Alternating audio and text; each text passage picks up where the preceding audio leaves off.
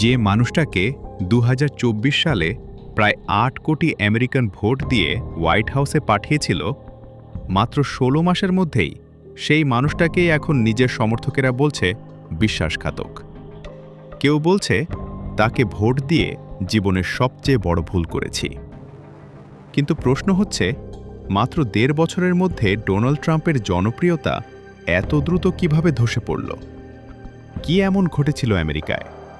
অর্থনীতি, যুদ্ধ, নাকি নিজের ভুল সিদ্ধান্তেই ডুবে যাচ্ছেন ট্রাম্প?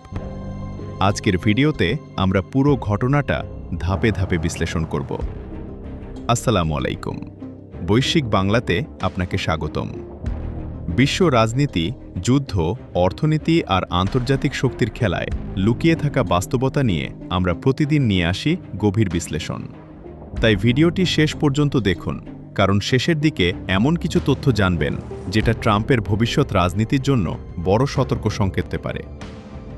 ২০২৫ সালের জানুয়ারি, দ্বিতীয় মেয়াদে ক্ষমতায় ফিরে ট্রাম্প যেন এক বিজয়ী সেনাপতি। শপথ নিয়েই ঘোষণা দিলেন আমেরিকার সোনালী যুগ শুরু হয়েছে। রিপাবলিকান সমর্থকেরা তখন উৎসবে মেতে উঠেছিল। অনেকেই মনে করেছিল বাইডেন আমলের অর্থনৈতিক চাপ থেকে মুক্তি পাবে আমেরিকা। শুরুতে ট্রাম্পের জনপ্রিয়তা খারাপ ছিল না। কিছু জরিপে তার অ্যাপ্রুভাল রেটিং ৪৭% পর্যন্ত উঠেছিল। এটা ছিল তার রাজনৈতিক জীবনের অন্যতম সেরা সময়।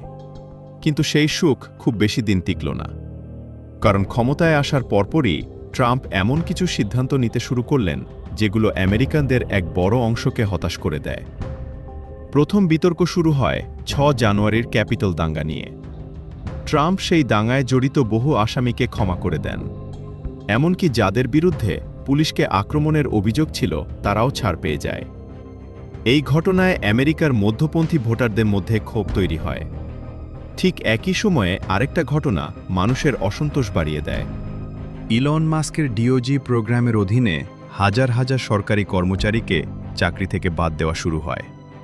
অনেক পরিবার হঠাৎ আয়ের পথ হারায়। সামাজিক যোগাযোগ মাধ্যমে ক্ষোভ ছড়িয়ে পড়ে। এখানে একটা বিষয় খেয়াল করুন, ট্রাম্পকে মানুষ ভোট দিয়েছিল মূলত অর্থনীতির জন্য। তারা ভেবেছিল দ্রব্যমূল্য কমবে, চাকরি বাড়বে, জীবন সহজ হবে। কিন্তু প্রথম কয়েক মাসেই সাধারণ মানুষ দেখতে শুরু করল উল্টো চিত্র। আপনি কি মনে করেন ট্রাম্প শুরুতেই খুব বেশি আক্রমণাত্মক সিদ্ধান্ত নিয়ে ফেলেছিলেন? আপনার মতামত কমেন্টে লিখে জানান। আর ভিডিওটি ভালো লাগলে এখনই লাইক দিয়ে দিন, কারণ আপনার একটি লাইক আমাদের আরও বিশ্লেষণধর্মী ভিডিও বানাতে অনুপ্রাণিত করে। এরপর আসে সবচেয়ে বড় ধাক্কা। ২০২৫ সালের ২ এপ্রিল ট্রাম্প ঘোষণা করলেন তথাকথিত লিবারেশন ডে ট্যারিফ যুদ্ধ। বিশ্বের প্রায় সব বড় অর্থনীতির বিরুদ্ধে নতুন ট্যারিফ বসানো হলো। চীন, ইউরোপ, মেক্সিকো, এমনকি মিত্র দেশগুলোকেও ছাড় দিলেন না ট্রাম্প। শুরুতে তার সমর্থকেরা বলেছিল এটা আমেরিকান শিল্প রক্ষার জন্য দরকার। কিন্তু বাস্তবে কি হলো? আমদানিকৃত পণ্যের দাম বাড়তে শুরু করল। ইলেকট্রনিক্স, গাড়ির যন্ত্রাংশ, খাদ্যপণ্য, পোশাক সবকিছুর দাম ধীরে ধীরে বাড়তে থাকে। আগেই মূল্যস্ফীতিতে চাপে থাকা আমেরিকান জনগণ এবার সরাসরি ক্ষুব্ধ হয়ে উঠল, কারণ বাজারে গিয়ে তারা বুঝতে পারছিল আগের চেয়ে বেশি টাকা খরচ হচ্ছে। সিএনএনের তথ্য অনুযায়ী ট্রাম্পের জনপ্রিয়তা ৪৫% থেকে নেমে ৪১% চলে আসে। পরে সুপ্রিম কোর্ট ট্যারিফের বড় অংশকে অবৈধ ঘোষণা করে। কিন্তু ততক্ষণে রাজনৈতিক ক্ষতি হয়ে গেছে। তারপর শুরু হয় আরেক বিতর্ক, অপারেশন মেট্রো সার্চ। ট্রাম্প প্রশাসন এটাকে বলেছিল আমেরিকার ইতিহাসের সবচেয়ে বড় ইমিগ্রেশন অভিযান। হাজার হাজার মানুষকে আটক করা শুরু হয়। কিন্তু পরিস্থিতি ভয়াবহ মোড় নেয় যখন দুটো গুলির ঘটনা পুরো দেশকে নাড়িয়ে দেয়। একজন নারী, রেনি গুড, ৩ সন্তানের মা, নিজের গাড়িতে বসে থাকা অবস্থায় গুলিতে নিহত হন। আরেকজন আইসিইউ নার্স, অ্যালেক্স প্রেটি, তাকেও গুলি করে হত্যা করা হয়। ভিডিও ভাইরাল হওয়ার পর আমেরিকা জুড়ে বিক্ষোভ শুরু হয়।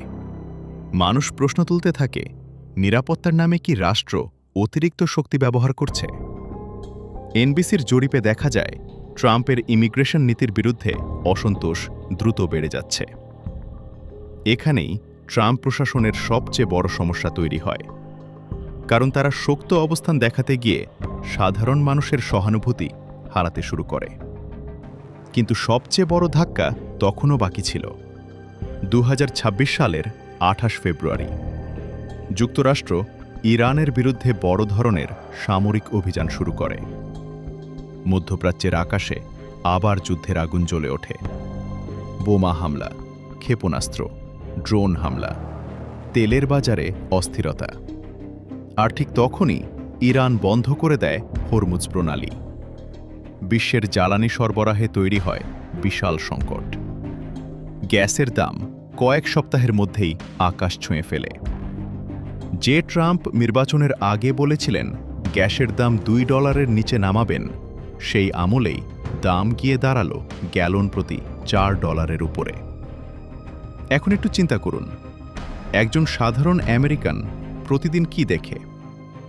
গাড়িতে তেল নিতে বেশি টাকা লাগছে, বাজারে খাবারের দাম বেড়েছে, চাকরির অনিশ্চয়তা বাড়ছে, আর টিভিতে শুধু যুদ্ধের খবর।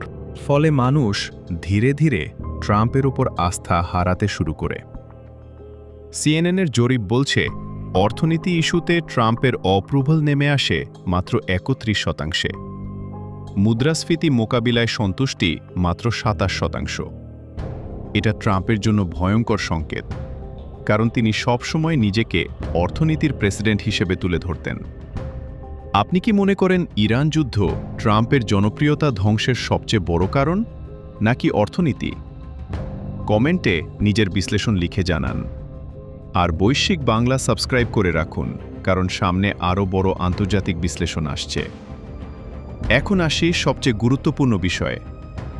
ট্রাম্পের নিজের ভোটাররাও ধীরে ধীরে হতাশ হতে শুরু করেছে।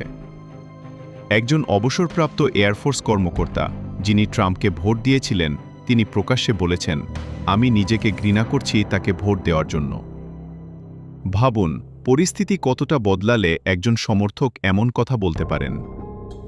পিউ রিসার্চের তথ্য অনুযায়ী ট্রাম্পের অপ্রুভাল এখন মাত্র 34%। আর সবচেয়ে বড় বিপদ হচ্ছে, হিস্পানিক ভোটারদের মধ্যে তার সমর্থন ব্যাপকভাবে কমে গেছে।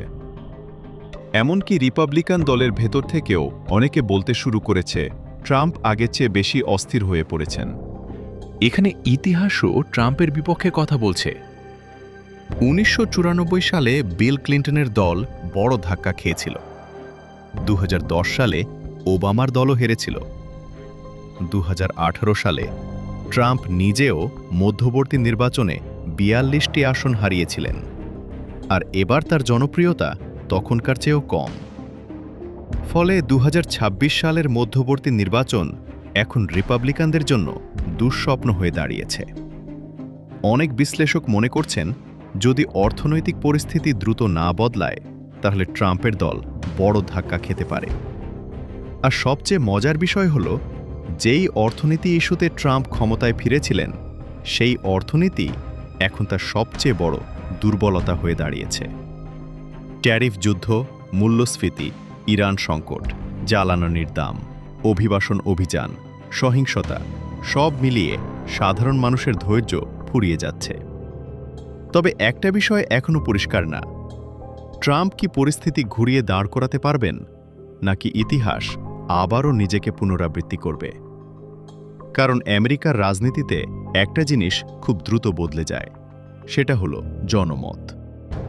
আজ যে নেতা জনপ্রিয়, কাল তিনি সবচেয়ে অজনপ্রিয় হয়ে যেতে পারেন। আর ট্রাম্পের বর্তমান অবস্থা দেখে মনে হচ্ছে তিনি এখন সেই বিপজ্জনক মোড়েই দাঁড়িয়ে আছেন।